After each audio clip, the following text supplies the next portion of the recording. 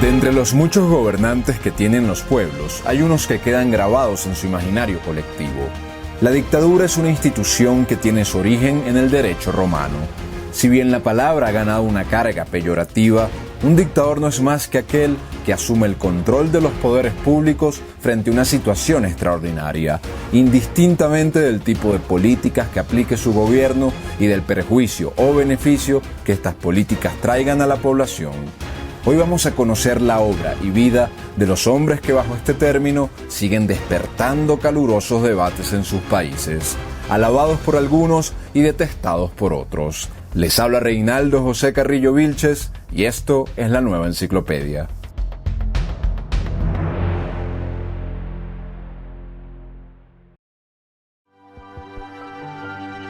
En la noche del 15 de septiembre de 1830 nació José de la Cruz Porfirio Díaz Mori en la ciudad de Oaxaca. Su padre, profundamente católico, era criollo de origen español y su madre era de origen indígena de la raza mixteca. A los 13 años, su tío padrino, quien era sacerdote, lo convenció de que hiciera carrera religiosa uniéndose al Colegio Seminario Conciliar de Oaxaca. Las primeras tendencias guerreras de Porfirio salieron a flote en 1846, cuando se desata la invasión de Estados Unidos a México, y Porfirio se enlista junto con otros seminaristas en la Guardia Nacional. Sin embargo, no llegó a participar en ningún combate directo. En ese entonces, el panorama político de México se dividía entre liberales y conservadores, que eran las dos facciones políticas que se habían consolidado tras la independencia de México del Imperio Español. Por su buen desempeño en latín mientras estaba en el seminario, Porfirio conoce un respetado político liberal de la región, quien además de llevarlo a un acto político de Benito Juárez, que en ese entonces era gobernador de Oaxaca y el futuro presidente de México, convence a Porfirio de abandonar la carrera sacerdotal en 1849 para iniciar estudios en leyes en el Instituto de Ciencias y Artes de Oaxaca, instituto de corte liberal, donde Porfirio vio clases con distinguidos profesores como el mismo Benito Juárez, quien lo incorpora además en su grupo político. A pesar de su excelente desempeño, Porfirio no obtuvo el título de abogado porque en 1854, justo cuando se preparaba para su examen profesional que le daría el título, se desató la Revolución de Ayutla, revolución que hace el presidente de México ordenar el cierre del instituto donde estudiaba. La Revolución de Ayutla fue un levantamiento de liberales y otros grupos contra el gobierno con el lema de no a la reelección, para así deponer al presidente Santa Anna, quien ocupaba la presidencia de México por sexta ocasión. Varios profesores del instituto vinculados a la política fueron encarcelados en dicha revolución. De esta forma, la sed de acción abrazó a Porfirio Díaz, quien se unió al levantamiento liberal en contra del presidente Santa Anna y dio su primera muestra de destrezas para la guerra al formar una guerrilla que enfrentó a las fuerzas federales en Teotongo. En este momento, Porfirio inicia oficialmente la que sería una extensa carrera militar y sus capacidades de liderazgo empezaron a destacar inmediatamente. En agosto de 1855, Santa Anna renuncia a la presidencia.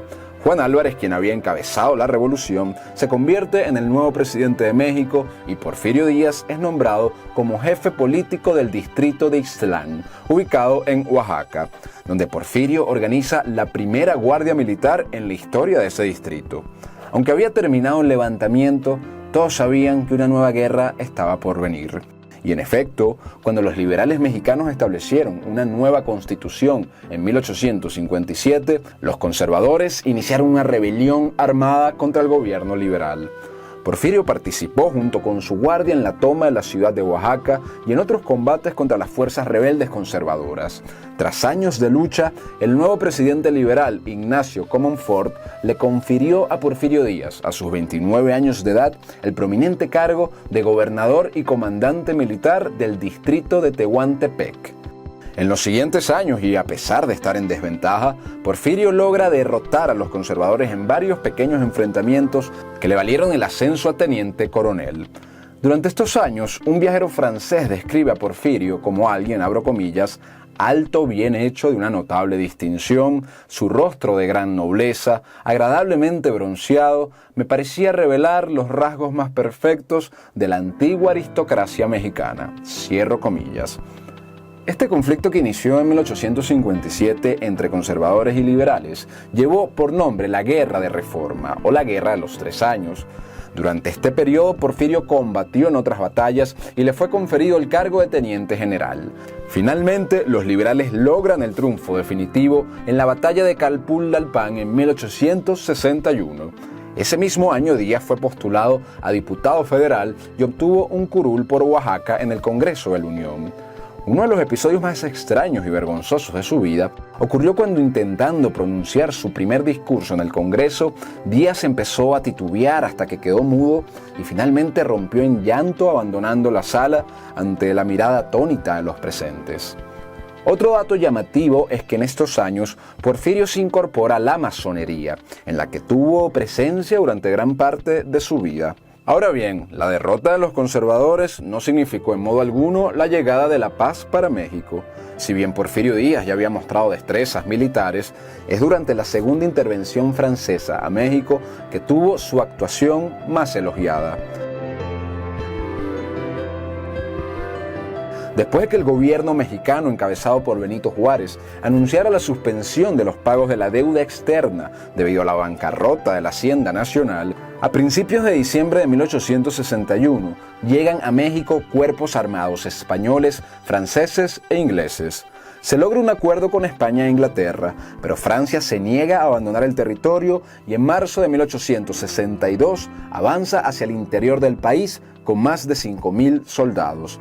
El presidente Benito Juárez ordena hacer frente a las fuerzas francesas en Puebla y el 5 de mayo, Porfirio y otros militares pelean en la histórica Batalla de Puebla, donde logran derrotar a los franceses y hacerlos retroceder. Porfirio tuvo un rol decisivo en la batalla y el general a cargo elogiaría públicamente su, abro comillas, empeño y valentía. A su vez parecía que la amenaza francesa había sido neutralizada, pero a principios del año siguiente, el emperador francés Napoleón III envió más de 30.000 soldados a México, pues tenía la firme pretensión de establecer una nueva presencia imperial francesa en suelo americano. En marzo de ese mismo año, los franceses sitiaron la ciudad de Puebla, donde estaba Porfirio. Por su destacada participación en la defensa del convento de Santa Inés, Porfirio Díaz fue ascendido a general efectivo de brigada. Pero después de 2 meses de sitio, el ejército mexicano, muy inferior en número, tuvo que entregar la plaza de Puebla. Estando Porfirio en la capital, Ciudad de México, en 1863, el presidente Juárez le ofrece ser secretario o ministro de Guerra y Marina. Pero Díaz no lo acepta, pues se consideraba muy joven para ese cargo. En cambio, Juárez le ofrece comandar su propia división en la guerra contra los franceses. Así que con 30.000 soldados a sus órdenes, durante todos esos meses desarrolla una guerra de guerrillas contra los franceses que les impide que pudiesen apoderarse de dicho estado clave. El 14 de octubre del mismo año, Porfirio es ascendido a general de división al mando del Ejército de Oriente, con jurisdicción en los estados de Oaxaca, Veracruz, Chiapas, Tabasco, Campeche y Yucatán. La situación política era caótica y los franceses y conservadores mexicanos formaban una alianza. Para 1864, un grupo de clérigos y políticos conservadores mexicanos le ofrecen al archiduque Maximiliano de Habsburgo la corona para restaurar el Imperio Mexicano, lo cual marcaba el inicio del Segundo Imperio Mexicano. Se le llama Segundo Imperio, pues tras la independencia de México, los independentistas no conformaron una república, sino un imperio monárquico que duró desde 1821 hasta 1823. Ahora, en 1864, los conservadores, con apoyo de los franceses y Maximiliano de Habsburgo, intentaban revivir un segundo imperio de esta naturaleza, por lo que de facto se formaron 2 gobiernos paralelos en México, el monárquico conservador y el republicano liberal dirigido por Benito Juárez. El nuevo emperador Maximiliano de Habsburgo envió a más de un emisario mexicano para proponerle a Porfirio que abandonara a los republicanos y se uniese al imperio conservando sus tropas. La respuesta de Porfirio fue tajante, abro comillas: ni por mí, ni por el distinguido personal del ejército, ni por los pueblos todos de esta extensa parte de la república, se puede creer en la posibilidad de un avenimiento con la invasión extranjera. Resueltos como estamos a combatir sin tregua, a vencer o morir en la demanda, por legar a la generación que nos reemplace la misma república libre y soberana que heredamos de nuestros padres. Cierro comillas. Tras perder la ciudad de Oaxaca frente a 9,000 soldados franceses y 1,000 soldados conservadores mexicanos y escapar de prisión, Porfirio Díaz se dirige al sur y se dedica a seguir reclutando tropas, siendo restituido por Benito Juárez como jefe del ejército oriental, mientras los conservadores y franceses ganaban terreno, pero los episodios que vendrían serían de especial importancia. Durante 1866, Díaz continúa realizando algunas operaciones militares para hostilizar a franceses y a sus seguidores, y logra recuperar Oaxaca una vez más. Luego, tras varias semanas de combate en las que tuvo un desempeño extraordinario, los liberales recuperaron la ciudad de Puebla en la famosa batalla del 2 de abril, por la cual Porfirio fue llamado el héroe del 2 de abril. Paralelo a todo esto, una última bendición de gracia cayó sobre los republicanos mexicanos, cuando Napoleón III, debido a las presiones internas y a la cercanía de la guerra franco-prusiana, ordena la retirada de las tropas francesas de México. Esto significaba el inicio del fin del Segundo Imperio Mexicano. Mientras los soldados liberales sitiaban la Ciudad de México en abril, también tomaban la ciudad de Querétaro, donde capturaron al emperador Maximiliano de Habsburgo. Pese a la solicitud de clemencia por parte de numerosos personajes como el famoso escritor francés Víctor Hugo, el emperador fue fusilado por los republicanos. Solo quedaba la capital del país en manos de los conservadores, la cual fue tomada sin mayor derramamiento de sangre por parte de los republicanos el 21 de junio. Al final de la jornada, Porfirio presentó su renuncia como jefe del ejército oriental, pues consideraba que ya no había motivo para seguir al mando del mismo. El 15 de julio, Porfirio Díaz recibe en la capital de la República al presidente Benito Juárez, quien iza personalmente la bandera mexicana en el Palacio Nacional y reconoce públicamente a Porfirio Díaz en su discurso. La guerra había acabado. Luego de estos años de intensas luchas contra conservadores e invasores, Porfirio Díaz había ganado en todo el país el prestigio de un militar heroico y honrado. También mostró buenos dotes como administrador, pues la campaña militar a su cargo terminó con un superávit financiero notable. Otro hecho importante durante ese mismo año fue cuando el 15 de mayo Porfirio Díaz se casó con su sobrina Delfina Ortega Díaz, hija de su hermana Manuela, para lo cual tuvo que mediar con el presidente Juárez, pues eso estaba prohibido por la ley. Con ella tuvo 7 hijos, pero solo 2 sobrevivieron. Con el triunfo de los liberales en 1867, inicia el periodo conocido en México como República Restaurada, que duraría hasta la llegada de Porfirio Díaz al poder 9 años después. Benito Juárez notaba el gran liderazgo y la ambición política de Porfirio Díaz, por lo que las relaciones entre ambos empezaron a deteriorarse. En 1867, Díaz participa en los comicios presidenciales contra Juárez, pero fue derrotado por una paliza. Porfirio renunció al ejército y se fue a la hacienda en Oaxaca, que el gobierno estatal le había obsequiado por sus servicios en la guerra. Allí vivió con su esposa Delfina y se dedicó a cosechar caña de azúcar y fundir cañones y armamentos para la venta, al mismo tiempo que mantenía contacto con sus numerosos partidarios militares, quienes veían en él una esperanza para salir de la anarquía en la que aún vivía México, con un estado débil y con una multitud de caudillos regionales. En 1871, Juárez volvía a ganar las elecciones contra Porfirio Díaz y contra un tercer candidato llamado Sebastián Lerdo de Tejada, pero esta vez Díaz no estaba dispuesto a volver a la tranquilidad de su hacienda, por lo que el 7 de noviembre del mismo año, seguido por su hermano Félix, que renunció al gobierno de Oaxaca, proclamó la revolución con el llamado Plan de la Noria, en el que desconocía el gobierno de Juárez con el argumento de que la reelección de Juárez violaba la letra de la Constitución consagrada en 1857. Con la bandera de recuperar la institucionalidad, comenzó una nueva revolución cargada de enfrentamientos armados. El alto al fuego se da el 18 de julio de 1872, cuando el presidente Juárez fallece, con lo cual la proclama de la no reelección perdía sentido. Porfirio Díaz presentó su candidatura a unas nuevas elecciones, pero en esta oportunidad Sebastián Lerdo de Tejada fue el ganador. Porfirio decide una vez más retirarse a Oaxaca, donde vendió su hacienda y se fue a vivir a Veracruz.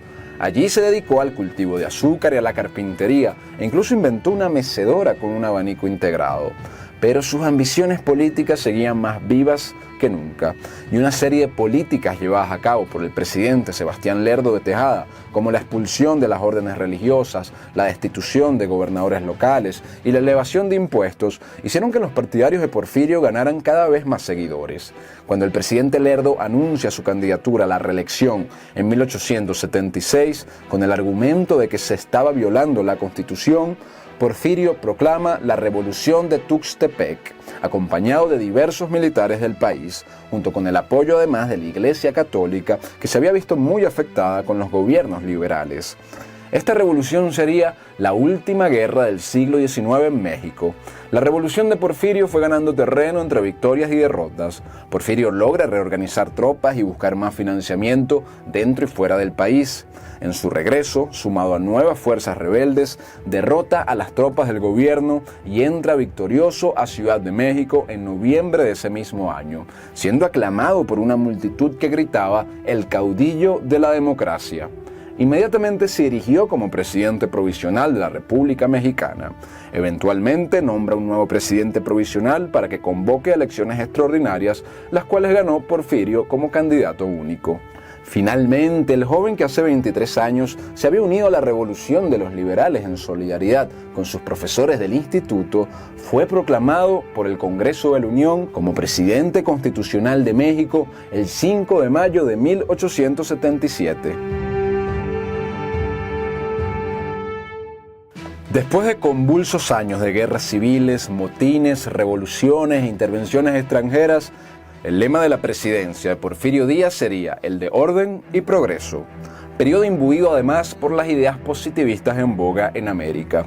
Desde la revolución de Ayutla, en la que se inició como militar, pasando por la guerra entre liberales y conservadores, la invasión francesa y las sucesivas revoluciones, finalmente Porfirio instalaba el que sería el gobierno más largo y transformador de la historia contemporánea mexicana. El historiador mexicano Javier García Diego describe así la visión de Porfirio. Es evidente por su biografía que al tomar el poder sabía lo costoso que era para México vivir entre alzamientos, pronunciamientos y rebeliones. Por eso se esforzó en imponer la paz en el país, así fuera una paz forzada. Su propia experiencia política lo llevaba a despreciar los procesos electorales y las instituciones legislativo-parlamentarias. Finalmente reconocía como fatídicas las presidencias breves y débiles. Cierro comillas. De manera que Porfirio estableció como principal prioridad la consolidación con puño de hierro de la paz pública, como requisito previo e indispensable para cualquier otro avance del país. Además de los cacicazgos regionales y los jefes locales consolidados desde la independencia, la paz de México tenía un serio problema delincuencial, con bandas de ladrones por doquier. Lo primero que se hizo para ello fue centralizar todos los grupos armados del país en el Ejército Federal y reducir su presencia en las localidades regionales. Esto significó la reorganización y profesionalización de las Fuerzas Armadas. Igualmente, Porfirio nombró como gobernadores a jefes militares de confianza y compró con prebendas y negocios a los que no le fuesen cercanos. Igualmente se implementó una campaña masiva de desarme y muchos militares fueron transferidos a los famosos cuerpos rurales, que se crearon como el brazo armado de Porfirio en el campo contra delincuentes y opositores al régimen. La subordinación de todos los cacicazgos del país al gobierno federal abrió paso a la institucionalización y modernización del Estado mexicano. Durante sus primeros años de gobierno, múltiples rebeliones fueron sofocadas violentamente y cientos de delincuentes ejecutados. Porfirio logró conciliar intereses que siempre estuvieron enfrentados a fin de la estabilidad nacional. Su primer gobierno fue uno de los más amplios, contando en su gabinete con liberales, lerdistas y hasta monárquicos. La pacificación se complementó con una dura represión a quienes amenazaban contra la estabilidad. Desde inicios a finales de su mandato se encarcelaron, se exiliaron o se desaparecieron a cientos de opositores. Como años más tarde declararía el mismo Díaz, él pensaba que, abro comillas, para evitar el derramamiento de torrentes de sangre, fue necesario derramarlo un poco. La estabilidad lograda permitió al gobierno de México iniciar un ambicioso plan de modernización económica y de desarrollo industrial del país, además de buscar el reconocimiento internacional principalmente de las potencias occidentales como Alemania, Francia, Inglaterra y Estados Unidos, a fin de lograr la atracción de capitales extranjeros que se consideraban indispensables para el desarrollo económico de un país que estaba descuartizado por guerras. Aunque Estados Unidos se rehusó al principio a negociar con México, eventualmente se restablecieron las relaciones. Porfirio estaba muy consciente de los peligros del expansionismo colonial de la época, especialmente en los Estados Unidos, no solo con su expansionismo territorial, sino ahora también económico, de donde vendría luego la famosa frase de Porfirio que decía: México, tan lejos del cielo y tan cerca de los Estados Unidos. Durante la presidencia de Porfirio Díaz se fomentó la inversión internacional y la industrialización. Se desarrollaron importantes vías de comunicación y carreteras, se construyeron más de 20.000 kilómetros de vías de ferrocarril y se creó una red telegráfica a lo largo y ancho de México. De igual forma, se construyeron cientos de nuevas fábricas de vidrio, acero, cemento, telas, calzado y cerveza en distintas ciudades, al igual que se crearon nuevos bancos como la primera institución de crédito gubernamental. En el campo se industrializó la explotación de caña, de azúcar y de otros alimentos, antes trabajados de forma artesanal, mediante una política de atracción de inmigrantes europeos y de entrega de tierras a nuevos terratenientes mexicanos o a capitales extranjeros, lo cual generó resistencia a diferentes comunidades indígenas y rurales que fueron violentamente desplazadas o aplastadas por el gobierno mexicano. La explotación minera y petrolera también creció sustancialmente y se modernizó de la mano del capital extranjero. Para 1910, México era la nación más industrializada de América Latina, además de ser exportadora de materias primas, petróleo y de alimentos e importadora de bienes manufacturados. Díaz fue capaz de tejer una alianza entre la oligarquía local, el capital extranjero y los militares para establecer un gobierno ordenado. De esta forma unificó a quienes antes eran enemigos políticos al abrigo de una clase empresarial emergente. Durante el gobierno de Porfirio también se construyeron obras arquitectónicas sin igual en la historia de México, tales como el Palacio de Bellas Artes, el Bosque de Chapultepec, el Ángel de la Independencia, el Museo Nacional de Arte y muchas otras obras más.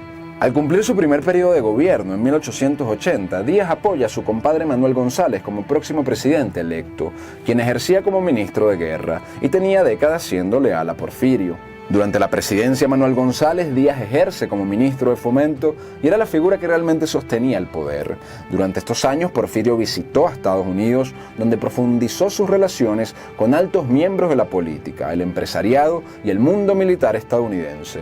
Ahora, en 1884, luego de varias acusaciones de corrupción en el gobierno de Manuel González, Porfirio Díaz gana las elecciones y vuelve a tomar el mando del país ininterrumpidamente hasta 1911. Ya instalado en el cargo nuevamente, distintas reformas a la Constitución le permitieron reelegirse indefinidamente. Asimismo, logró que el Congreso estuviese integrado por una amplia mayoría de porfiristas, quienes envejecieron en el Congreso, rotándose entre los cargos de diputados y senadores. Lo cierto es que esta nueva configuración política se lograba con el apoyo de la mayoría del país. Para los sectores internos de México, lo más importante era la paz y la reconstrucción nacional y material. Y sobre esto es muy importante mencionar, después de muchas décadas de enfrentamientos entre la Iglesia Católica y los gobiernos liberales, Porfirio inició una política de conciliación entre el Estado y la Iglesia, al considerarla necesaria para la unidad nacional. Por ello contrarió muchas de las viejas reformas, permitiendo al clero católico recuperar sus propiedades y restablecer congregaciones y monasterios de los que habían sido despojados. Sin duda era un nuevo México el que estaban haciendo. Otro aspecto muy importante del porfiriato fue que se lograron sanear las finanzas públicas antes muy desorganizadas y se logró el mejoramiento del crédito nacional, alcanzando gran confianza en el exterior. La hacienda pública, normalmente en quiebra, se tornó superavitaria a partir de 1894. En 15 años de gobierno, Porfirio anunció al país que había finalizado el pago de la deuda mexicana a Estados Unidos, que pesaba en el país desde hace mucho tiempo. Este periodo de paz y desarrollo económico también permitió que durante el Porfiriato la educación pública, la pintura, la escultura, la literatura y la música florecieran en México como no ocurría desde la época colonial. Las actividades culturales y científicas fueron promovidas desde el gobierno, pues se consideraba que el avance científico del país era primordial para su progreso general. Se fundaron escuelas para profesores, bibliotecas, institutos, sociedades científicas y asociaciones culturales. Por su parte, la libertad de prensa estuvo muy limitada, especialmente para los medios con tendencias izquierdistas, aunque no dejaron de existir publicaciones contrarias al gobierno, al igual que muchas otras de corte oficialista. Como correlato a los avances económicos y la pacificación del país, la pobreza, el desempleo, las pésimas condiciones laborales y de salubridad estaban lejos de ser erradicadas por completo. La desigualdad social era marcada en un mundo que avanzaba hacia la sociedad de masas y de consumo. A su vez, en los años previos al final de su gobierno, Díaz buscó frenar lo que consideraba una excesiva influencia de los inversionistas estadounidenses en México. Buscó neutralizar esto mediante nacionalizaciones y sobre todo con la atracción de capitales franceses, japoneses e ingleses. Esto despertó la oposición de poderosos grupos norteamericanos que, sumados a una creciente clase media en México que pedía libertades políticas y civiles, y sumado a un emergente movimiento de campesinos e indios despojados de sus viejos trabajos, fueron asentando el terreno para el derrocamiento de Porfirio Díaz. En 1907, Porfirio Díaz ya tenía 30 años en el poder y los cuestionamientos a su régimen se endurecían, que además pasaba por una recesión económica temporal. Personajes como el empresario Francisco Madero incursionaron en la política y surgieron los primeros porfiristas disidentes. Durante estas décadas hubo rebeliones en el campo, huelgas laborales y manifestaciones públicas que fueron exitosamente reprimidas, pero que estaban en aumento. En 1908, Porfirio Díaz manifestó su determinación de salir del poder, así como su agrado a la formación de partidos políticos. Como buen positivista, en esa entrevista opinó que el país ya estaba preparado para la democracia. Esta declaración generó una gran agitación entre políticos porfiristas y políticos opositores, quienes iniciaron la formación de nuevas agrupaciones políticas. Sin embargo, Díaz no cumplió lo prometido y se reeligió para el periodo presidencial de 1910 a 1916.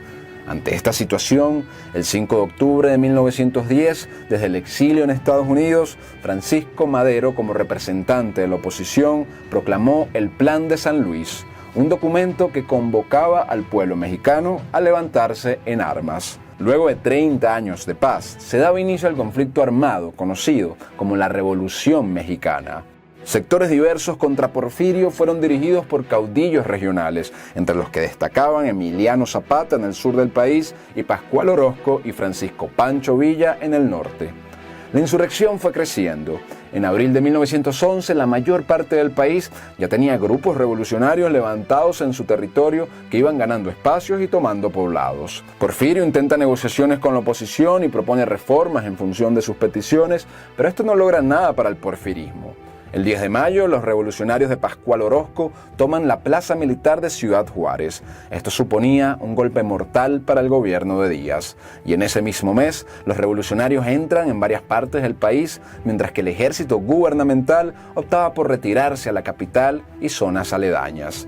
Por su parte, Estados Unidos movía sus tropas a la frontera de México a la espera de una posible intervención con el fin de proteger sus intereses en dicho país. Mientras tanto, en Ciudad de México, Porfirio se encontraba sufriendo una enfermedad de las encías, de agotamiento físico y de una sordera. Ante la derrota de sus fuerzas en Ciudad Juárez, la creciente agitación y la posibilidad de una intervención norteamericana, Porfirio Díaz comienza a planificar su renuncia de una forma que no implicara el derrumbamiento de su régimen. Tras diversas negociaciones con la oposición, la noche del 23 de mayo, Porfirio Díaz comienza a redactar su renuncia. Y el 25 de mayo, la Cámara de Diputados, en medio de una manifestación, aprueba la renuncia del presidente por unanimidad. De esta manera, Porfirio Díaz se iba del poder después de más de 30 años de mando, pero quedaban sin conmocionarse el Ejército Federal, el régimen porfirista y no se daba pretextos para la intervención extranjera. Lo que vendría después con la llegada de los revolucionarios al poder es otra historia para otro video. Así culminó el mandato de Porfirio Díaz, el hombre que durante más tiempo gobernó el extenso país mexicano y que lo transformó para siempre. Luego de esto, Porfirio Díaz y su familia se fueron al exilio en París, Francia. Allí Porfirio se encontró con antiguos soldados franceses con los que combatió 50 años atrás. El general Gustave Léon Niox lo acompañó a la tumba de Napoleón Bonaparte, a quien Porfirio admiraba. Niox de pronto sacó la espada que Bonaparte usó en 1805 durante la batalla de Austerlitz y la colocó en manos de Díaz, quien conmocionado dijo que no merecía tenerla en sus manos, a lo que el francés contestó que nunca había estado en mejores manos. Luego de varios años recorriendo Europa, su salud empieza a deteriorarse, hasta que muere en 1915 a la edad de 84 años. La vida de Porfirio Díaz es también una fiel representación de la vida de México. Desde la revolución de Ayutla, en la que Díaz se inició como militar, y la guerra de reforma entre liberales y conservadores, hasta la guerra contra la invasión francesa y la posterior revolución de Noria y revolución de Tuxtepec, que finalmente le ganó el poder al porfirismo, durante todo este tiempo, la vida mexicana transcurría entre constantes convulsiones armadas y políticas. Para los mexicanos la paz fue un bien desconocido hasta que Porfirio asumió la presidencia y condujo uno de los regímenes más largos y transformadores que haya vivido el continente americano. Un gobierno que, según la historiadora Elisa Speckman, abro comillas, significaría avances en la consolidación del Estado-Nación y transformaría la economía, la sociedad y la cultura mexicana pese a su legado de vicios políticos y de desigualdad económica y social.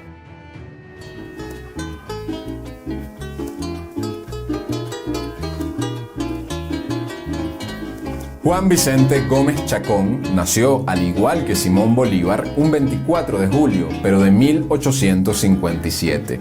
Él creció en una de las zonas más remotas de Venezuela, en una hacienda llamada La Mulera, que estaba ubicada en el estado Táchira, cuya propiedad se remontaba al bisabuelo de Juan Vicente, llamado Eleuterio García Rovira, que fue un capitán de la causa patriota de la independencia y fue hermano de otro mártir patriota cercano al libertador Simón Bolívar. Es bastante curioso mencionar que Gómez descendía tanto de próceres de la independencia como de los primeros conquistadores españoles que poblaron esta región, pues parte de su ascendencia puede remontarse a Pedro Gómez de Orozco, uno de los conquistadores que fundó Bogotá, Ocaña y Pamplona.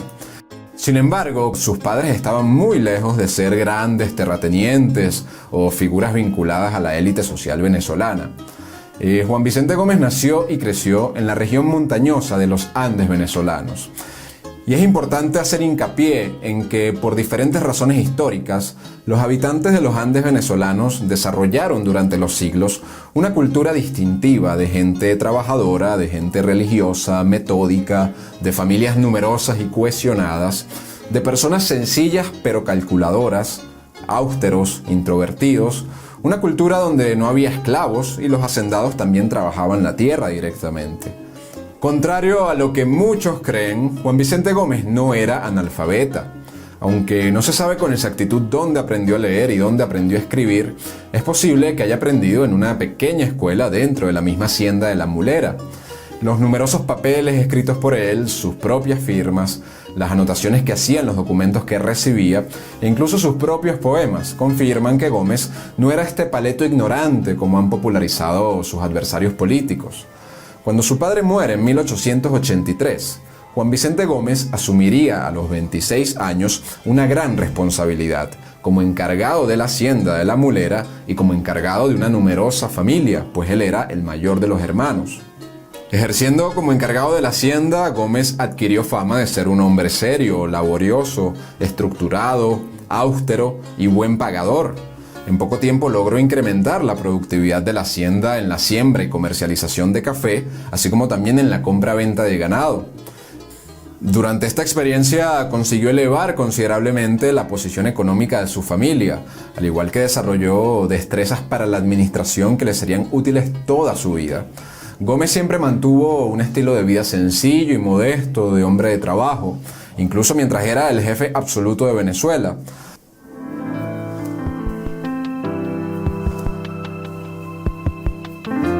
Lo cierto es que Juan Vicente Gómez se mantuvo alejado de la política y de las ambiciones de poder durante todo este tiempo, hasta que en 1888, en una pelea de gallos, pidió que le presentaran a Cipriano Castro, quien entonces era gobernador de la sección Táchira del Gran Estado de los Andes.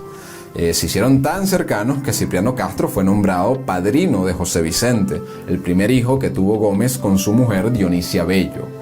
Pasaron los años y en 1892 estalla la revolución legalista de Joaquín Crespo contra el gobierno constituido del entonces presidente de Venezuela, Raimundo Andueza.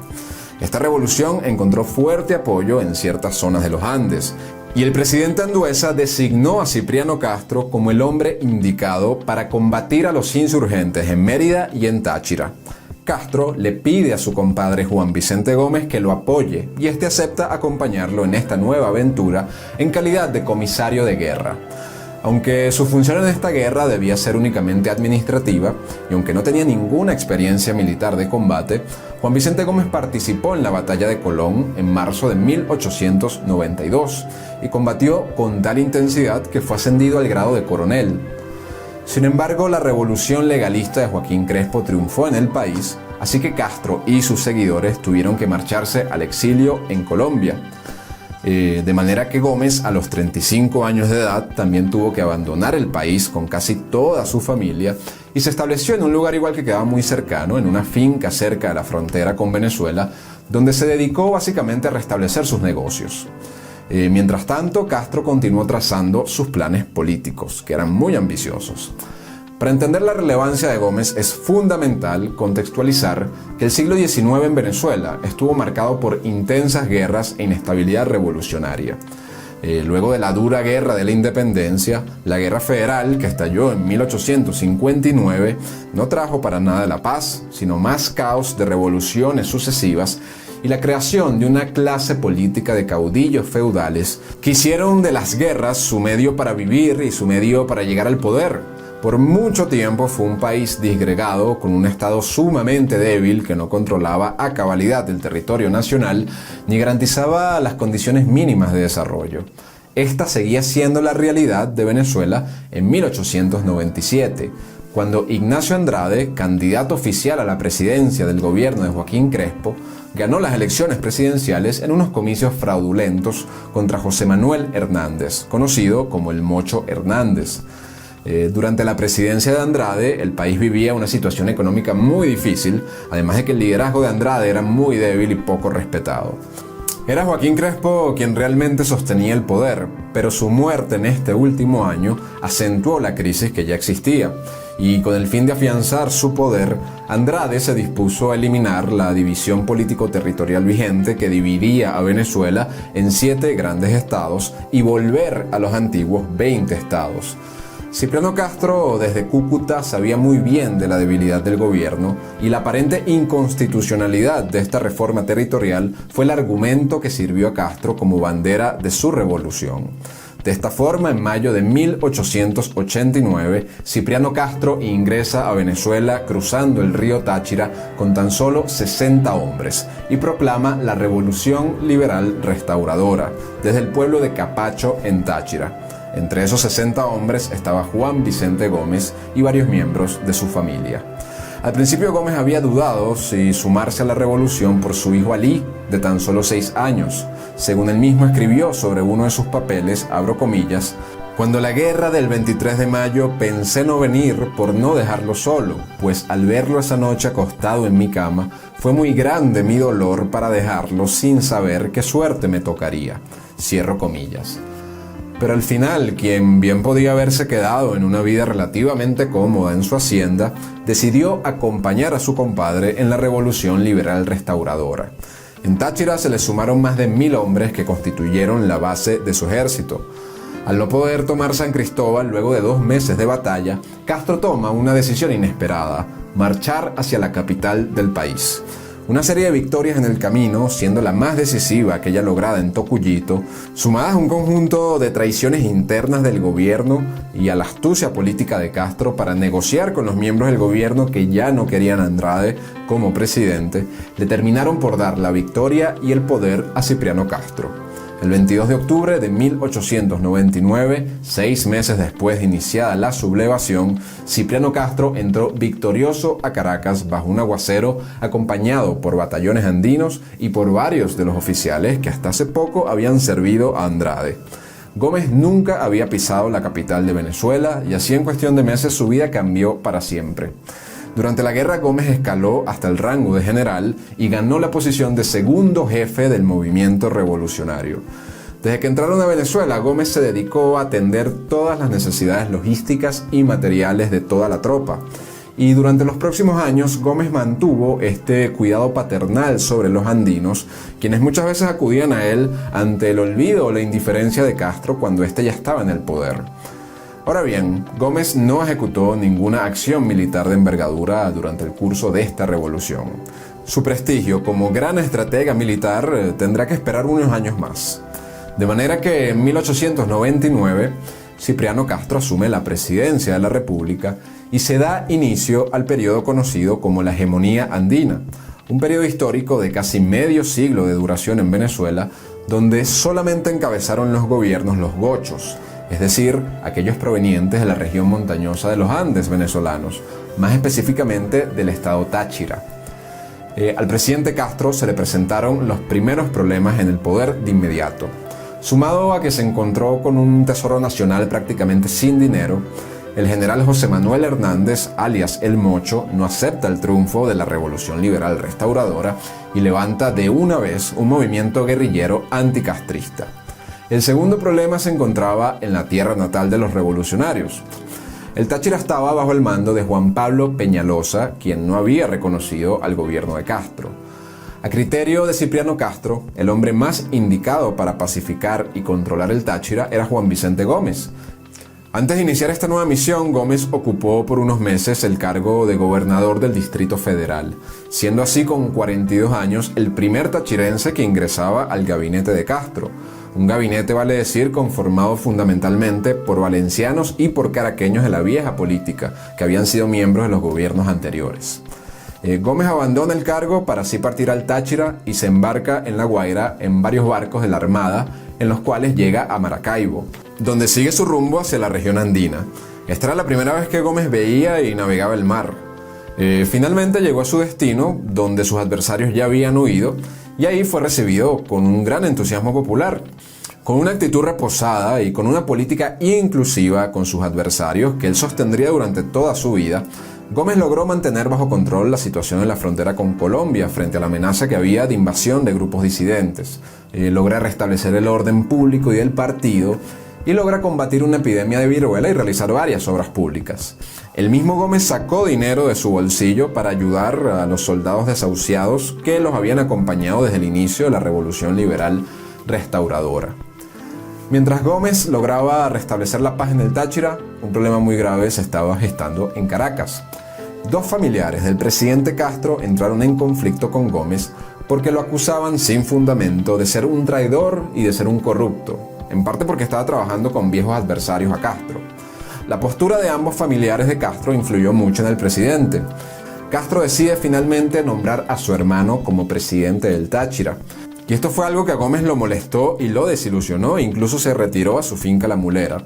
Sin embargo, los ánimos se lograron calmar entre todos los actores, sobre todo por las crecientes amenazas de enemigos externos.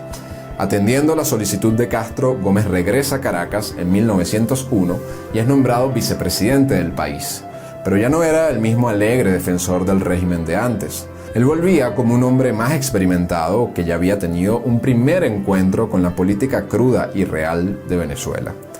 Pero mientras todo esto ocurría, un grupo de caudillos que habían sido alejados del gobierno, así como otros que seguían siendo parte del mismo, empezaron a conspirar seriamente contra Castro.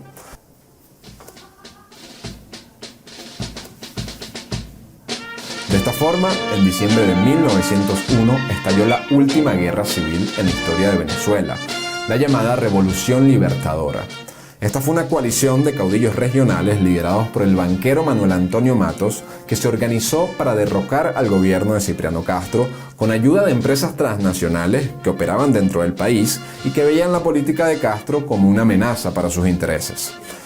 Con los miles de dólares recibidos por agentes extranjeros en Nueva York, Manuel Antonio Matos formó un poderoso ejército fuertemente armado para luchar contra el gobierno castrista. La guerra inició el 19 de diciembre cuando Luciano Mendoza, que en ese entonces era el presidente del estado de Aragua y supuesto aliado de Castro, proclamó su rebelión en Villa de Cura. Esto fue seguido por otros levantamientos en otras zonas del país. Castro decide ascender de inmediato a Juan Vicente Gómez como general de división y lo pone a la cabeza de un contingente de 1.500 hombres para combatir a Luciano Mendoza. Esta era una nueva gran responsabilidad con la paz de la República que Gómez no rechazó. Vale decir que esta era la coalición de caudillos rebeldes más grande de la historia venezolana que se había conformado para derrocar un gobierno. Y además, Luciano Mendoza era un hombre con una amplia carrera militar y que tenía además la fama legendaria de haber sido quien derrotó al prócer de la independencia, José Antonio Páez.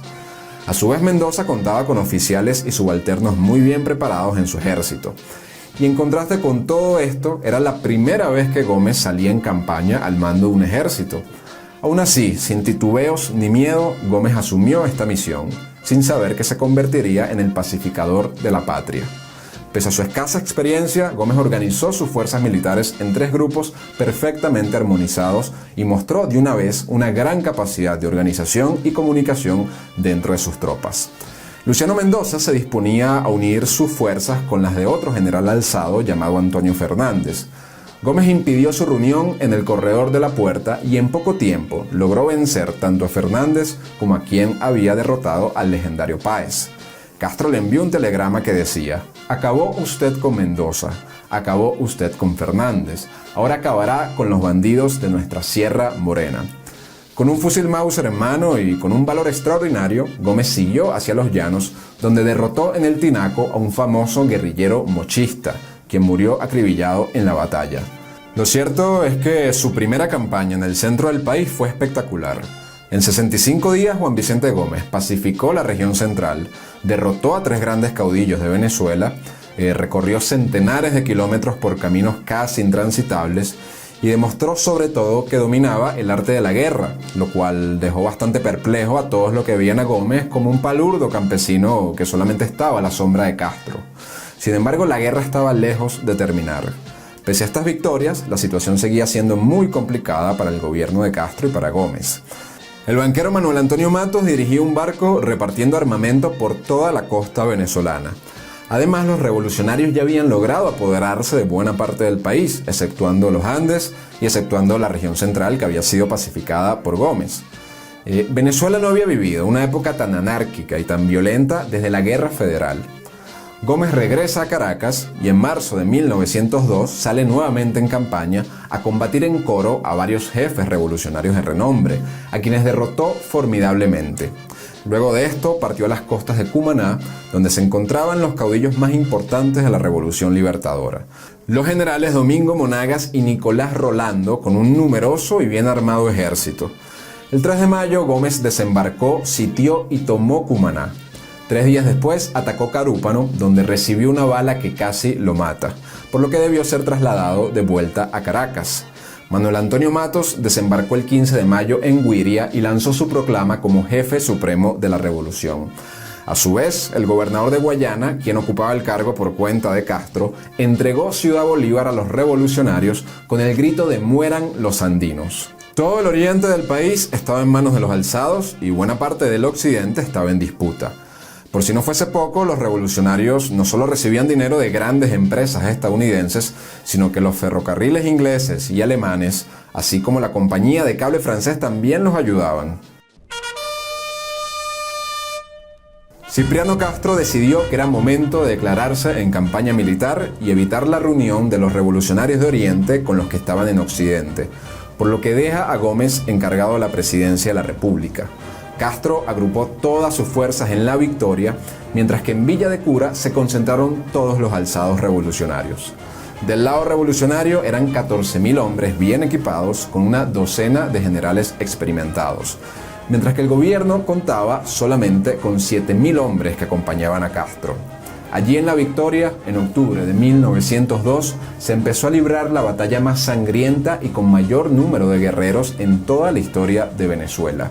El terreno montañoso y la falta de unidad de mando del otro bando favorecían a Castro. Sin embargo, sus fuerzas eran menores y tuvo que solicitar desesperadamente a Gómez que enviara un batallón de refuerzo, a lo que Gómez le respondió en un telegrama: «No le enviaré el batallón que usted pide, iré yo mismo con 1000 hombres que he reunido con prontitud.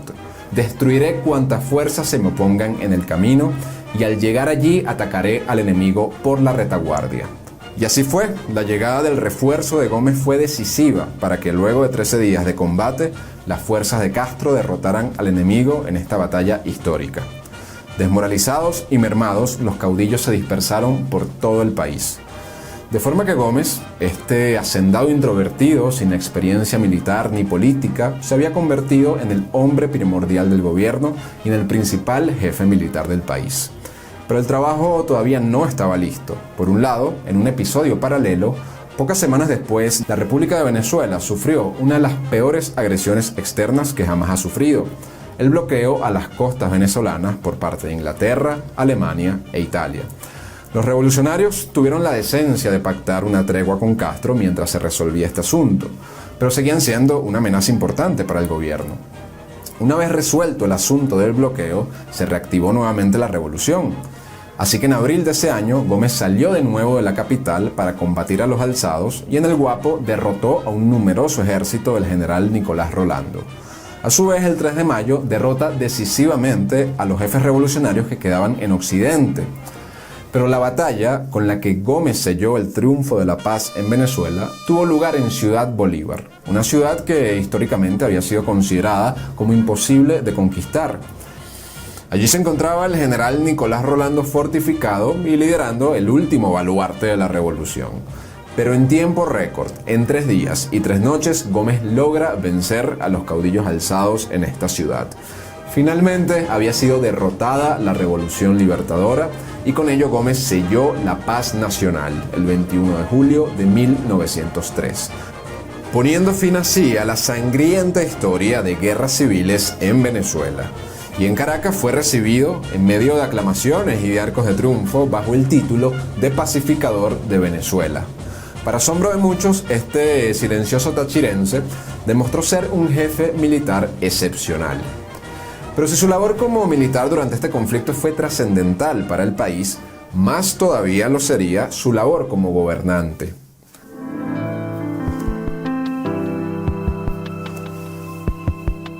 Gómez ejerce como vicepresidente de Venezuela bajo el mandato de Cipriano Castro, y su figura fue ganando cada vez más y más prominencia. La actitud temeraria, verbosa, audaz e iracunda de Castro contrastaba con el comportamiento silencioso, sensato, firme e inteligente de Gómez.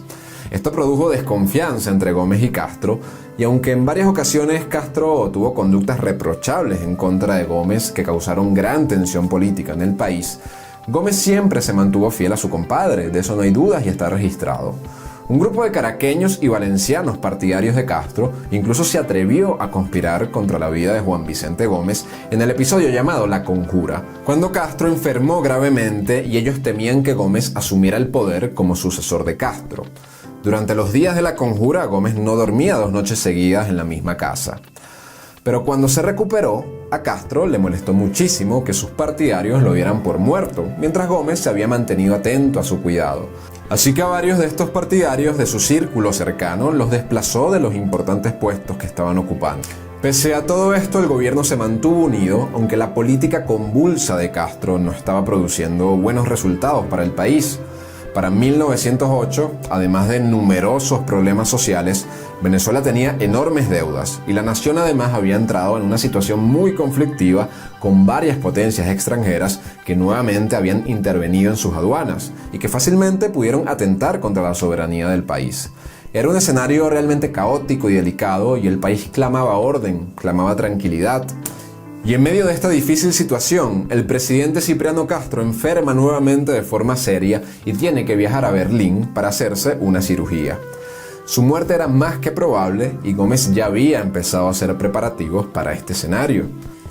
Inmediatamente después de la partida del presidente del país, se empezaron a producir manifestaciones públicas en contra de Castro. Al mismo tiempo, varios de los partidarios del castrismo, sobre todo los que habían sido desplazados de sus cargos, empezaron a conjurarse a favor de su derrocamiento, mientras que el círculo de andinos leales a Gómez obedecería hasta la muerte cualquier decisión que tomara su jefe. De esta forma, Juan Vicente Gómez, de forma muy calculada y planificada, decidió ejecutar la maniobra que marcaría su vida y la del país para siempre. Encarceló a los pocos mandos militares y políticos que seguían leales a Castro y desarrolló una maniobra legal en la que se amparó en la Constitución vigente para asumir formalmente el poder como vicepresidente encargado de la presidencia y con ello también nombrar un nuevo gabinete completamente nuevo. Luego de esto, el país entero aplaudió esta medida. En la llamada Revolución Rehabilitadora no hubo sangre ni se oyó un solo disparo. Una multitud en la Plaza Bolívar ovacionó al nuevo gobierno. Los estados del interior manifestaron su adhesión y el Congreso también lo reconoció. Si esto fue un golpe de estado, como algunos historiadores opinan, habrá sido el golpe de estado más constitucional de la historia de Venezuela. Rómulo Gallegos, quien se convertiría en un famoso escritor y presidente venezolano, escribió lo siguiente semanas después de la toma del poder de Gómez, abro comillas: parecen advertirse las señales que anuncian el advenimiento de aquel milagro político desde largo tiempo esperado como única solución eficaz al complejo problema de nuestra nacionalidad republicana. La revolución que en el seno de la paz y en breves días acabamos de presenciar no ha tenido nunca un móvil egoísta y extraño a los deberes del patriotismo, y esta es la suprema razón que la justifica. Cierro comillas. De esta manera, aclamado por el país, el 19 de diciembre de 1908 inicia el gobierno de Juan Vicente Gómez, quien mandó en Venezuela como su líder indiscutible hasta su muerte en 1935.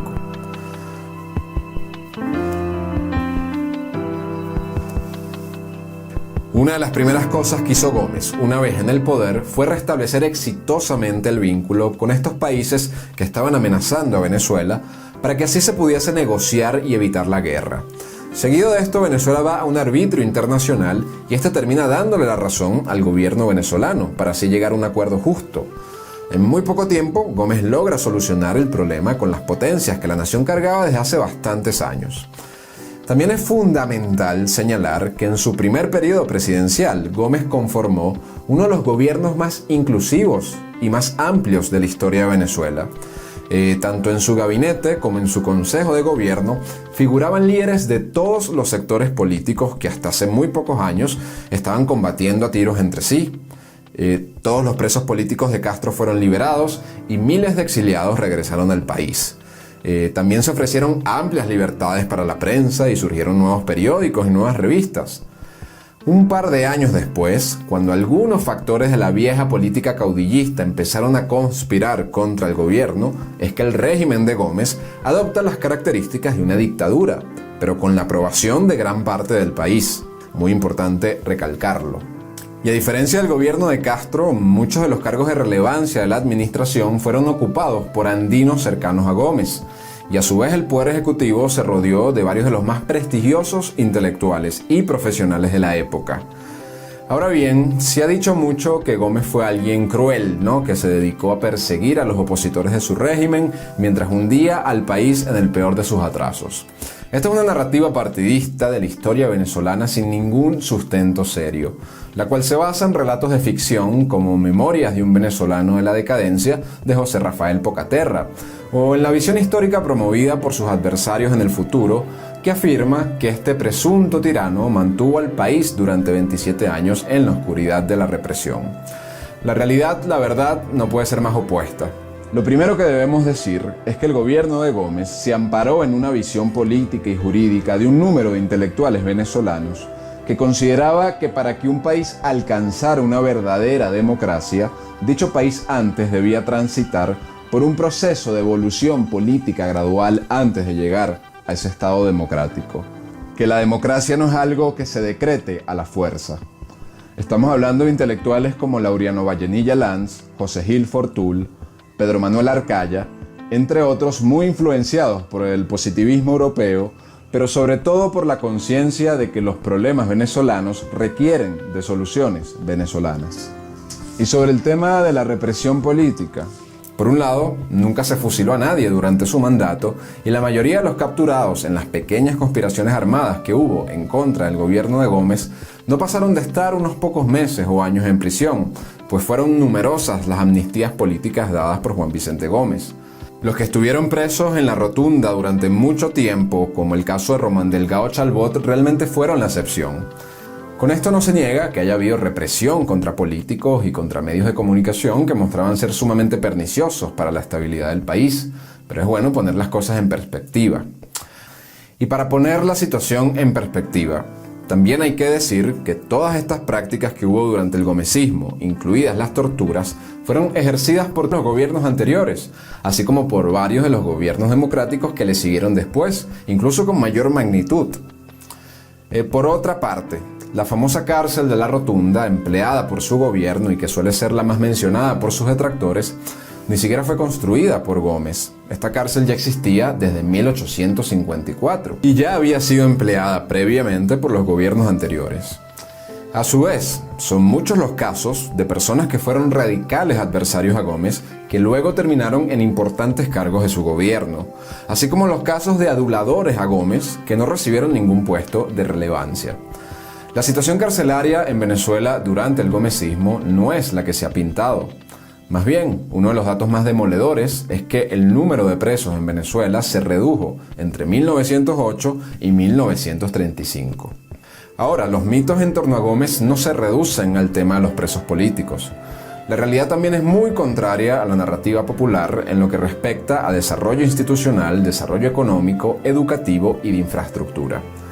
Más que en oscuridad, se puede afirmar de forma objetiva que Venezuela durante el gomecismo vivió un progreso como nunca lo había visto hasta entonces. Bajo el lema de unión, paz y trabajo, Juan Vicente Gómez logró unir de forma institucional y territorial un país que estaba desintegrado, trajo la paz poniéndole fin al caudillismo e impulsó de forma constante el valor del trabajo, además de impulsar la infraestructura y una economía que venía golpeada por guerras civiles, un gran desorden fiscal y por graves problemas ocasionados por la deuda extranjera. En 1920, un artículo de una periodista del Times de Londres decía lo siguiente, abro comillas: "Desde hace 6 años que yo visité a Venezuela, el progreso y la prosperidad nacional han sido enormes. Nadie puede negar que notable progreso se ha realizado y que la mano fuerte que guía a la República está dirigida por un cerebro dotado de sentido práctico y clara visión". Cierro comillas.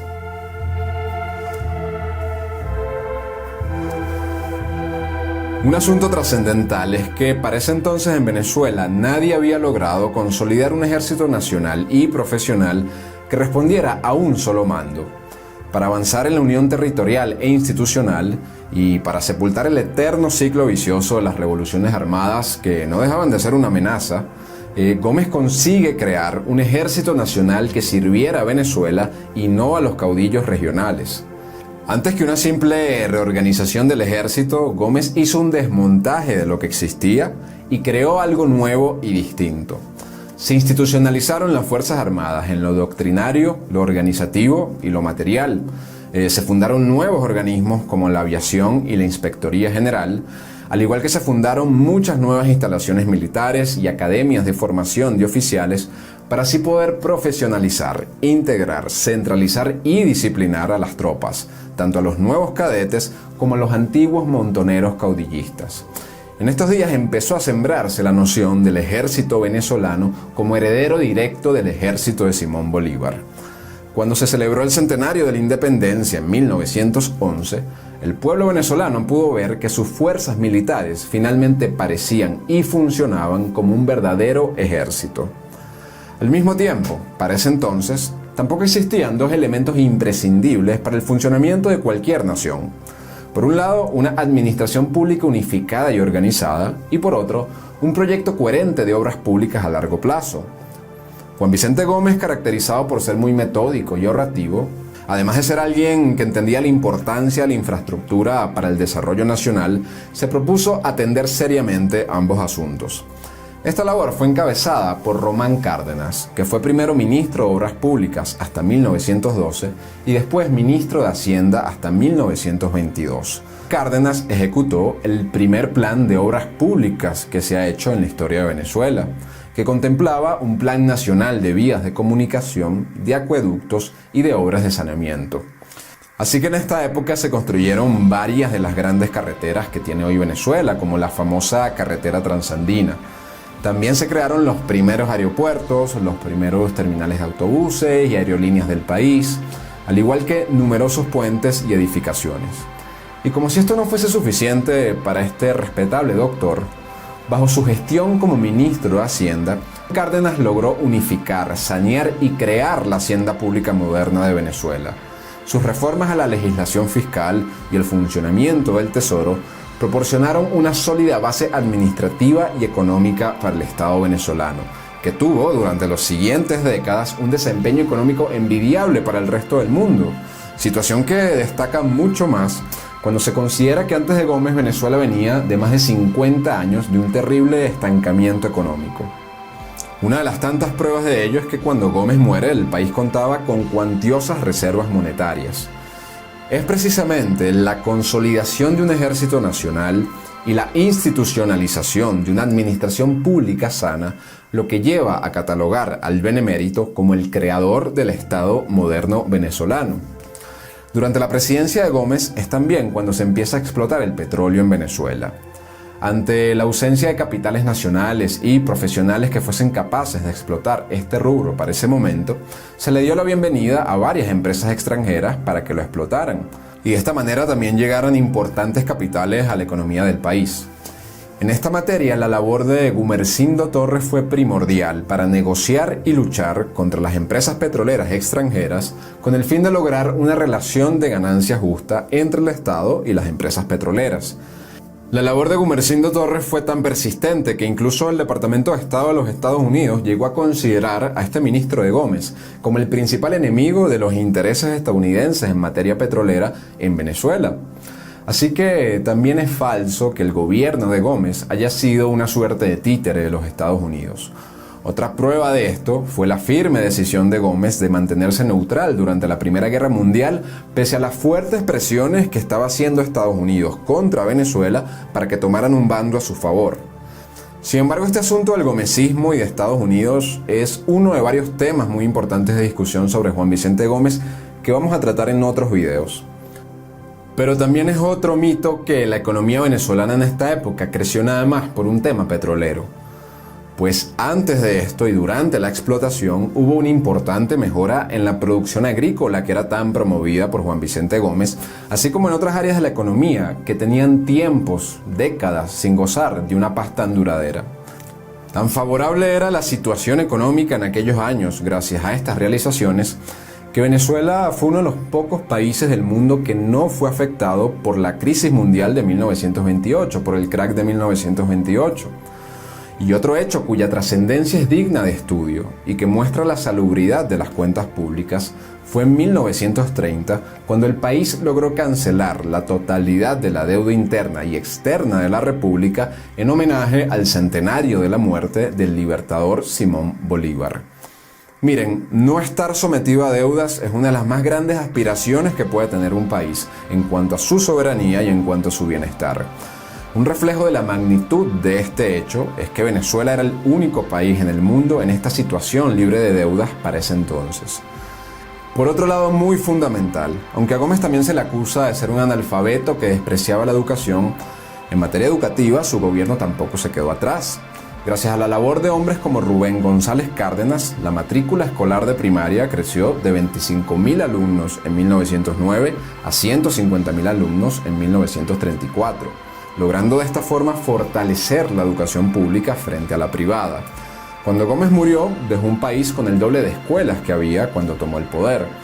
El Ministerio de Instrucción Pública organizó un vasto proyecto en 1930 con el objetivo de luchar contra el analfabetismo en Venezuela. Para ello se construyeron escuelas para adultos analfabetos y durante todos esos años también se inauguraron escuelas básicas, escuelas comerciales, escuelas de arte y oficio y escuelas de agricultura a nivel nacional. Y durante su gestión, muy importante mencionar, también fue financiada la labor académica de varios de los más grandes intelectuales de Venezuela. Por último, pero no menos importante, luego de encontrarse con un sistema de salud sumamente atrasado y prácticamente inexistente, el gobierno de Gómez impulsó la realización del primer diagnóstico serio y completo de la situación sanitaria del país para 1911. Y durante su mandato se establecieron las bases de un sistema sanitario público nacional que luego de su gobierno seguiría evolucionando positivamente en el tiempo. En resumen, el resultado del gomecismo fue una Venezuela más segura, menos pobre, más ordenada, más institucional y más educada que la Venezuela caudillista del siglo XIX. Juan Vicente Gómez también muere el mismo día que Simón Bolívar, el 17 de diciembre pero de 1935. Su vida fue extraordinaria, al igual que su obra de gobierno. Con astucia silenciosa, con su talento escaso de experiencia, logró imponerse sobre todas las demás ambiciones anárquicas del país. Y aunque la historia se haya encargado de juzgarlo negativamente durante mucho tiempo, el estudio de su época no deja dudas de que en su momento fue aclamado por la nación como el hombre necesario para sellar la paz e introducir a Venezuela en el siglo XX. Por este motivo, Gómez fue el hombre más importante del siglo XX venezolano, porque sin él no se hubiese consolidado un Estado moderno que permitiese construir la Venezuela potencia que alguna vez existió. Su labor trascendental lo distingue de cualquier otro hombre de su época. No murió frustrado como muchos hombres que pensaron que solo bastaba la fuerza de voluntad para cambiar la historia. Gómez murió sabiendo que había transformado a Venezuela para siempre, con unión, paz y trabajo.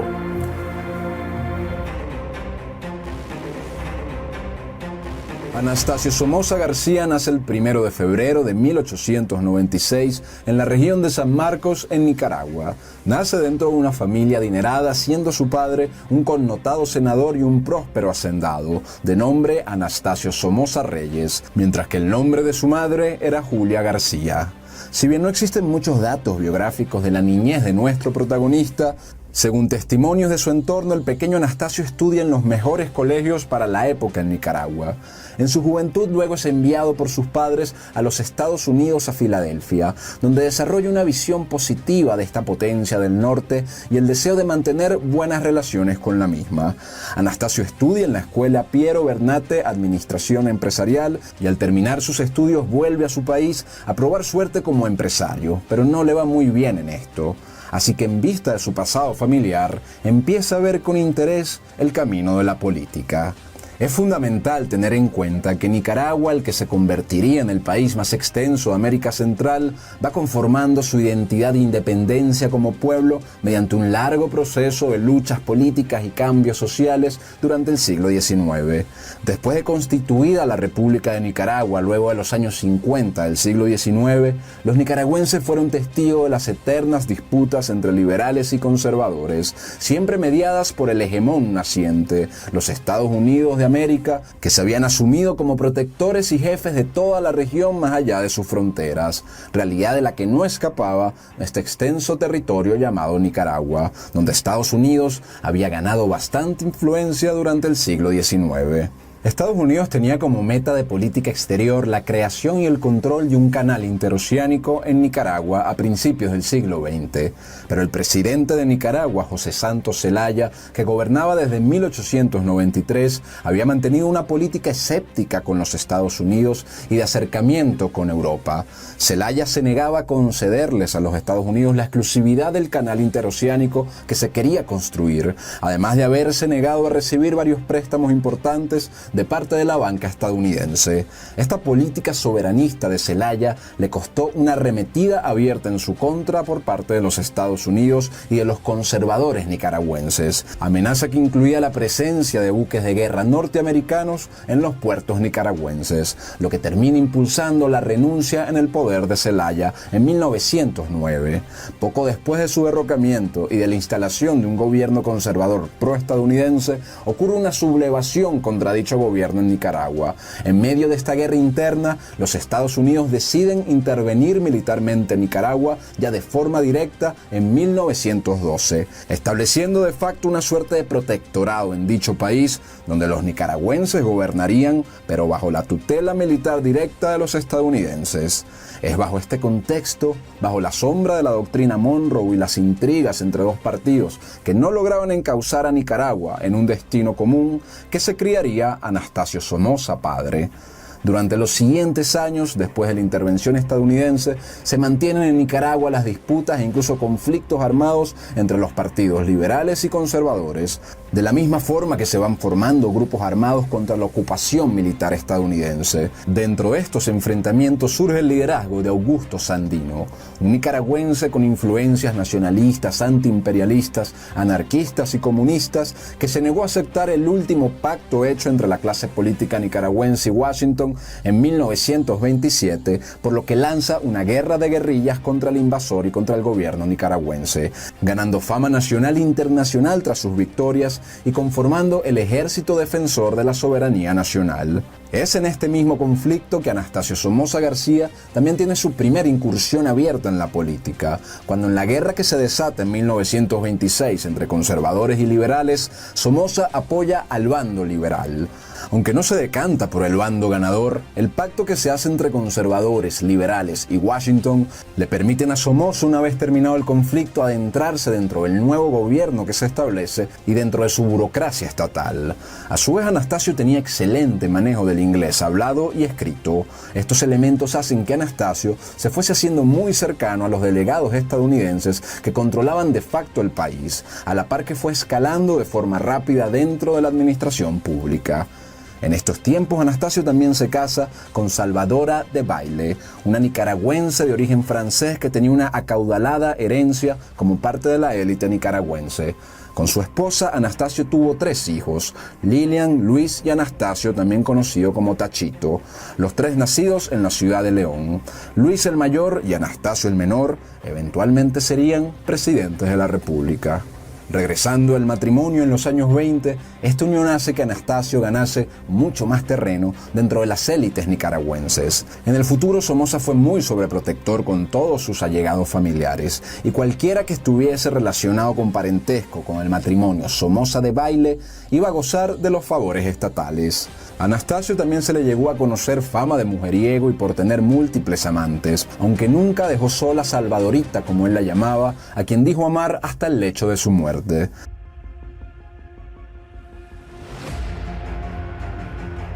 Por su lado, el gobierno nicaragüense, en alianza con los Estados Unidos, seguían teniendo el gran problema de las guerrillas lideradas por Augusto Sandino. Los combates se habían recrudecido y Sandino ganaba prestigio y terreno cada vez más, a veces humillando a las propias tropas estadounidenses. Decenas de pueblos habían sido arrasados en la búsqueda de los guerrilleros. Al mismo tiempo, Estados Unidos veía muy costoso perpetuar su presencia militar en dicho país, por lo que empieza a planificar su retirada militar, no sin dejar todo preparado para mantener el control de la nación bajo otros medios. Por estas razones y para combatir a los guerrilleros, Estados Unidos resuelve crear en 1930 la Guardia Nacional de Nicaragua, creada a imagen y semejanza de la doctrina estadounidense, conformada por nicaragüenses pero dirigida por oficiales estadounidenses, siendo así el principal órgano armado del país de Nicaragua. Como muestra de las buenas relaciones que va construyendo Anastasio con las autoridades estadounidenses y con los grupos dirigentes nicaragüenses, para 1929 Tacho Somoza es nombrado como diplomático de Nicaragua en Costa Rica. Luego, en 1931, es nombrado subsecretario de Relaciones Exteriores y para 1932 es nombrado director auxiliar de la Guardia Nacional. A la par de esto, los combates entre la Guardia Nacional y los ejércitos soberanistas de Sandino persistían. Sin embargo, desde 1932, tal como mencionamos, Estados Unidos inicia gradualmente el desalojo militar de Nicaragua, hasta que para 1933 ya no quedaban marines en el país. Pero antes del desalojo, bien cuidaron en dejar a sus hombres de confianza en los puestos clave del país. Y como máxima señal de la confianza que se había ganado Anastasio Somoza García, el joven adulto de 37 años fue nombrado como jefe de la Guardia Nacional. De esta forma, los soldados norteamericanos traspasaban el mando de 4.000 soldados de la Guardia Nacional a Anastasio Somoza, quien se convertía así en la principal autoridad militar del país. Si bien el ejército de Estados Unidos se retiraba, no iban a perder su enclave geopolítico en Centroamérica, y Anastasio, también apodado Tacho, era uno de los hombres de confianza para el norte. Y no solo eso, además era el sobrino político del presidente en funciones Juan Bautista Sacasa. Retiradas las tropas estadounidenses, Sandino inicia negociaciones de paz con el gobierno nicaragüense, al considerar que su principal objetivo ya se había cumplido. Pero estos acuerdos de paz que iniciaba Sandino lo conducirían a una terrible trampa. Junto con el embajador de Estados Unidos, Arthur Bliss Lane, en 1934, Anastasio Somoza conviene que más allá de los acuerdos de paz, era necesario neutralizar por completo a Augusto Sandino y a sus seguidores, por lo que empiezan a planificar la forma de acabar con su vida. Uno de los presuntos obstáculos que tenía Somoza para esto es que tanto él como Sandino eran masones, y dentro de la masonería estaba prohibido el atacarse directamente entre miembros. Para el 2 de febrero de 1933, el presidente Sacasa y Sandino acuerdan un histórico plan de paz que comprendía una amnistía general para todos los sandinistas. La ceremonia de la firma del acuerdo en la Casa Presidencial estuvo rodeada de gran entusiasmo, abro comillas. Los corresponsales nacionales y extranjeros fotografiaron el histórico abrazo de reconciliación. No solo el presidente Sacasa abrazó a Sandino, también lo hizo el jefe director de la Guardia Nacional, Anastasio Somoza, frente a la máquina fotográfica que debía perpetuar el abrazo de Judas. Cierro comillas. Sandino va cumpliendo con los acuerdos, entregando la casi totalidad de sus armas según lo convenido y licenciando a su gente. Pero al muy poco tiempo, la Guardia Nacional empieza a violar lo establecido en los acuerdos, hostilizando a los sandinistas de diversas maneras. Las tropas de Somoza incluso dieron muerte a varios sandinistas que recientemente habían dispuesto sus armas y que regresaban a sus hogares. El plan de Somoza seguía sigiloso. En medio de reclamos por parte de Sandino para que se cumpla el acuerdo, en la noche del 21 de febrero de 1934, después de que Sandino y sus acompañantes hubiesen cenado con el presidente Juan Bautista Sacasa, un grupo de soldados encabezados por el capitán Lisandro Delgadillo y bajo las órdenes de Somoza, detienen el auto donde iba Sandino frente al cuartel y la cárcel del Hormiguero. Los guardias meten en dicha prisión a don Gregorio Sandino, padre de Sandino, y a don Sofonías Salvatierra, mientras a Sandino y sus generales son conducidos a un predio baldío en las afueras de la ciudad, y delante de una fosa común previamente excavada son todos fusilados. Mientras esto ocurre, Anastasio estaba en un recital poético de la poetisa peruana Zoila Rosa Cárdenas, que recita poemas del nicaragüense Rubén Darío en paralelo con la masacre. Esa misma noche, la Guardia Nacional acaba con la vida de los casi 300 sandinistas desarmados que estaban en el municipio de Huihuili, entre hombres, mujeres y niños. Este hecho sangriento marca uno de los puntos de inflexión para la instauración de la dinastía Somoza en el país centroamericano. Eliminada la amenaza sandinista, Somoza pone la mirada sobre la situación política interna. Primero reorganiza las Fuerzas Armadas purgándolas de sus adversarios y ubicando en puestos importantes a sus allegados. Luego, haciendo uso de su cargo, sigue ganando adeptos en el Partido Liberal y en el Congreso y preparando su ascenso definitivo al poder. 2 años después de la muerte de Sandino y realizados estos cambios internos, el 9 de junio de 1936, Anastasio Somoza lidera un golpe contra el presidente Juan Bautista Sacasa, con el aval, por supuesto, de sus amigos estadounidenses. Derrocado Sacasa, Anastasio sabía que era mejor ganar una elección que simplemente proclamarse presidente. Así que es el doctor Carlos Brenes quien asume como presidente del país y convoca a elecciones para finales de ese mismo año. Somoza se postula como candidato y hace campaña con el apoyo directo de parte de la élite nicaragüense y del gobierno de Estados Unidos. Se realizan los comicios cuestionados por la oposición y Anastasio Somoza García vence como nuevo presidente de Nicaragua, empezando su mandato el 1 de enero de 1937. Pocos sabían que desde entonces, bien sea como presidente directo o mediante presidentes que respondían a él, durante casi 20 años Anastasio Somoza sería el líder supremo de Nicaragua. Bajo su mando único neutralizaría las eternas riñas entre partidos y entrenaría a sus hijos para que continuaran más adelante la dinastía familiar por 20 años más. El Partido Liberal, que en 1928 había pasado a ser Partido Liberal Nacionalista, sería asumido como la gran plataforma política de los Somoza. Comienza así en 1937 la primera presidencia formal de Anastasio Somoza García. Somoza gobernaría como un caudillo latinoamericano. Era el hombre que había acabado con décadas de conflictividad política y que se había convertido en el factor por el que pasaban todas las decisiones importantes de Nicaragua. Durante los gobiernos de Somoza padre, el país alcanzó unos niveles de orden y de modernización económica que no había vivido previamente. Los niveles de empleo se elevaron y hubo medidas de corte progresista respecto a los obreros y los campesinos, así como el otorgamiento del derecho al voto a las mujeres en 1956. Se construyeron también importantes obras para el momento, carreteras, avenidas, parques, centros nocturnos y edificios que elevaron el ánimo de los nicaragüenses, tales como la Casa del Obrero de Managua, el Palacio Presidencial, la Tribuna Monumental, el Estadio Nacional, el Palacio de Comunicaciones, entre otras obras de vialidad y distribución de servicios básicos. En los años 40, Managua, la capital de Nicaragua, era una de las ciudades más modernas y prósperas de América Central y se había convertido en importante centro de turismo. En sus gobiernos también se impulsó el cultivo de algodón para exportar, así como el café y el ganado, a la par de una pequeña industria ligera en diversos rubros. La economía, la política y la prensa en Nicaragua eran manejados bajo los criterios del patriarca. Anastasio ya contaba con una fortuna importante, pero al llegar al poder se comportaría como un auténtico monopolista, buscando adquirir propiedades y negocios en los principales rubros de Nicaragua, donde más del 50% de los terrenos fértiles habían pasado a su propiedad, junto con todo tipo de propiedades como mansiones y castillos. Se calcula que para el año de su muerte tendría una fortuna de $150 millones que sus hijos luego multiplicarían, convirtiéndose en una de las familias más ricas del continente. Mientras Somoza gobernaba, fue ubicando a sus hijos en posiciones importantes y preparándolos para ser sus sucesores. Luis Anastasio Somoza el Mayor llegó a ser presidente del Congreso y Anastasio Tachito el Menor fue nombrado eventualmente jefe de la Guardia Nacional. Asimismo, arregló sus matrimonios con importantes figuras de la sociedad nicaragüense. Lejos de ser discreto con su relación con los Estados Unidos, Somoza buscó proyectar ante la sociedad y el mundo que contaba siempre con el apoyo irrestricto de la potencia norteamericana, incluso cuando a veces este no era el caso.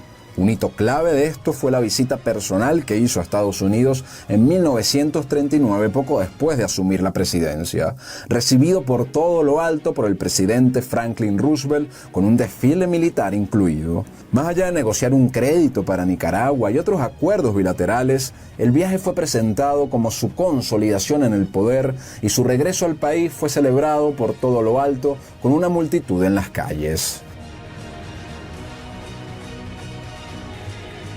Ya para la década de los 40 se mostraba a Tacho Somoza como invencible en Nicaragua. Además de tener una importante fortuna detrás y convertirse en el presidente de ese país, tenía todo el apoyo de los Estados Unidos y era presidente del Partido Liberal Nacionalista.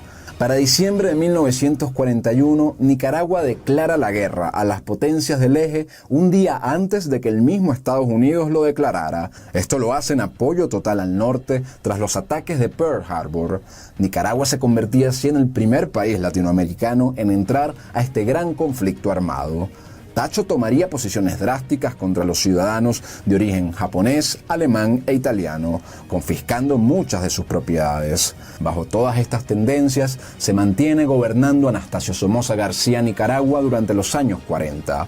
Para 1947, ya era necesario renovar, así sea superficialmente, la cara que ocupaba la presidencia. De manera que Anastasio postula como candidato a un hombre de su confianza, el doctor Leonardo Argüello Barreto.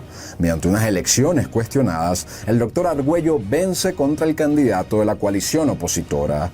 Sin embargo, luego de varias intrigas políticas, el doctor Argüello se rebela contra Somoza y se niega a ratificarlo como jefe director de la Guardia Nacional.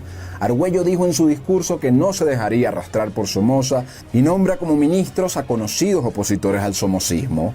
Pero todo esto sería estéril, pues Somoza seguía detentando el poder real. Así que Anastasio resuelve derrocar al nuevo presidente con un golpe de Estado, sitiando la casa presidencial y enviando a Argüello al exilio.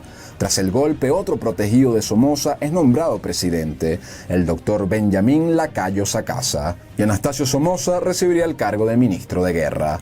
Sin embargo, a raíz de las presiones internacionales, pues ni el mismo gobierno de Estados Unidos había reconocido a este nuevo gobierno de Somoza, el presidente Lacayo Sacasa, siguiendo las directrices de Anastasio, convoca para 3 meses después la elección de una Asamblea Nacional Constituyente. En el día de su instalación, el 15 de agosto de 1947, la Asamblea acepta la renuncia de Lacayo Sacasa y elige presidente de la República para un periodo de 4 años al anciano Víctor Manuel Román y Reyes, quien además era tío por sangre de Anastasio Somoza García, siendo primo hermano de su padre. Tras 3 años como primer magistrado y con Somoza gobernando desde la sombra, en 1950 el presidente Víctor Manuel Román y Reyes muere enfermo de salud. Y tras una hábil jugada política, Somoza logra ser nombrado por el Congreso una vez más como presidente de Nicaragua. Ahora bien, igualmente se necesitaba una elección presidencial para legitimar a un nuevo presidente. Así que Anastasio resuelve reunirse con el viejo líder conservador Emiliano Chamorro y construir un acuerdo conocido como el Pacto de Generales, firmado el 1 de abril de 1950. Este consistía, entre otras cosas, en ceder a los conservadores una tercera parte de los curules del Congreso, además de puestos en el gabinete ministerial, y a cambio Somoza recibiría el apoyo y la legitimación del sector conservador de Nicaragua. Se hacen así las elecciones y Somoza vence logrando la presidencia por 6 años más. Estabilizada la nueva situación interna, comenzaba un nuevo periodo en Nicaragua. Durante esta etapa del somocismo se mantiene el sistema de gobierno autocrático. Somoza seguía siendo el factor que garantizaba el orden y la autoridad, mientras la economía y las obras de gobierno seguían desarrollándose. Un aspecto que caracterizó este nuevo periodo de Anastasio Somoza fue una política exterior intervencionista, en gran medida alineada con los intereses estadounidenses. Por ejemplo, en estos años Somoza buscó derrocar al presidente de Costa Rica, José Figueres Ferrer. Al mismo tiempo, Somoza fue un apoyo clave en la caída del gobierno de Jacobo Arbenz de Guatemala en el año 1954, además de realizar múltiples viajes como presidente por varios países del continente durante estos años. Pese a su posición privilegiada, las conspiraciones y la oposición a su gobierno persistieron. Una muestra de ello fue la rebelión del 4 de abril de 1950, un domingo de resurrección, cuando un grupo de exmiembros de la Guardia Nacional junto con civiles deciden hacerle una emboscada en la carretera panamericana en Managua. Los planes, sin embargo, fracasan debido a la delación por parte de uno de los miembros de la conspiración. Regresando a mediados de los años 50, el periodo presidencial de 6 años de Anastasio Somoza estaba por vencerse, por lo que el Partido Liberal Nacionalista organiza la convención donde se haría una fiesta para elegir al nuevo candidato para la próxima elección, aunque ya todo estaba cantado para que este candidato fuese nuevamente Tacho Somoza. Esta fiesta sería el viernes 21 de septiembre de 1956. En plena fiesta, a las 11:20 horas de la noche, mientras Somoza bailaba Caballo Negro de Damaso Pérez Prado junto a su esposa, se acerca un joven poeta opositor llamado Rigoberto López Pérez, miembro del Partido Liberal Independiente que había logrado colarse en el lugar, y con un revólver calibre 38 se acerca al mandatario y le atesta 4 disparos en su cuerpo. Somoza resulta herido y queda inconsciente, no sin antes gritarle al audaz poeta: «¡Bruto, animal!». De inmediato, Rigoberto López Pérez sería acribillado por la Guardia Nacional en el mismo lugar, muriendo instantáneamente. Tacho quedaría gravemente herido con una lesión profunda en la columna vertebral. Necesitando cirugía inmediata y no pudiéndosela hacer en Nicaragua, es trasladado al Hospital Gorgas de Panamá, en la zona del canal que era propiedad de Estados Unidos. El 24 de septiembre de 1956 le hacen la cirugía, pero una mala praxis al aplicarle la anestesia le genera una encefalopatía metabólica severa, generando la muerte del presidente de Nicaragua el 29 de septiembre de 1956 a las 4:05 de la mañana.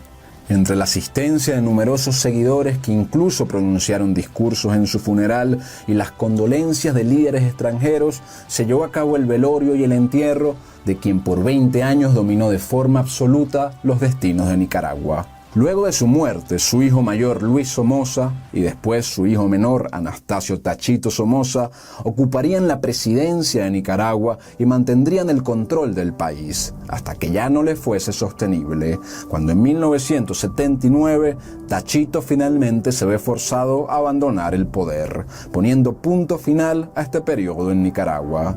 Así culminaba la vida del patriarca Anastasio Somoza, un hombre astuto y frío que no tuvo escrúpulos para la conquista y mantenimiento del poder en un país donde las luchas de guerrillas para la toma del poder eran normales durante el siglo XX.